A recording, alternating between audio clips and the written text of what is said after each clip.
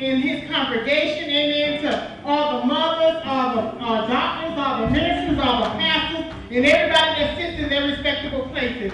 Amen. I bring you holy greetings from Faith Evangelist Praise and Worship International Ministry. Well, I'm up under the leadership of Dr. Bishop Daisy Jones. Amen. Praise God. When I received this phone call, amen, about last month, at the end of last month, from Deacon Marquise asking me to give some words towards my aunt, amen, on her birthday appreciation. I said, you know what, God? I said, I thank you that my lifestyle that I live, amen, that he see the light of God. Because I'm going to tell you something, for a young child to call you, that means he got to see something in you. Amen, praise God. And I just give God the praise for that. Amen, praise God. And for my auntie, God gave me a word, amen, just sitting in the back, you know, because I was just going to speak out of my spirit, but I have to obey the Spirit of God. Amen. He said